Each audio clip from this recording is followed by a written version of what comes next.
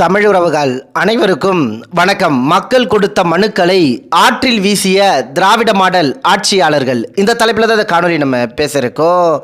அதாவதுங்க, சிவகங்கை திருப்புவனத்தில் உங்களுடன் ஸ்டாலின் முகாமில் பெறப்பட்ட 100க்கும் அதிகமான மனுக்களை ஆற்றில் வீசப்பட்டிருக்கும் இந்த செய்தி மக்களிடம் மிகுந்த அதிர்ச்சியை ஏற்படுத்தியிருக்குங்க. திராவிட மாடல் ஆட்சியில் மக்களின் குறைகளை நாங்கள் சரி செய்வோம் என வெற்று சவால் விட்டு மக்களை ஏமாற்றி வருகிறார்கள். உங்களுடன் ஸ்டாலின் என்ற திட்டத்தில் மனுக்களை கொடுக்க சொன்னார்கள். மக்களும் அதை நம்பி தங்களுடைய குறைகளை எல்லாம் அதில் சுட்டிக்காட்டி மனுக்களாக கொடுத்திருந்தார்கள்.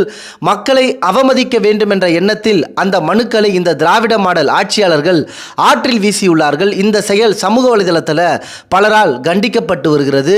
முக்கியமாக தடாஜை ரஹீம் அவர்கள், மக்கள் நேரில் கொடுத்த மனுவுக்கே இந்த நிலை என்றால் சிஎம் செல்லுக்கு அனுப்பும் மனுவின் நிலை என்ன என்ற ஒரு கேள்வியை முன்வச்சிருக்காருங்க. அதே போல அபுபக்கர் என்ற சகோதரர் ஆற்றில் மணலை அள்ளிவிட்டு மனுக்களை கொட்டுவதற்கு பெயர்தான் திராவிட மாடல் என்று தனது கருத்தை பதிவு பண்ணியிருந்தாருங்க.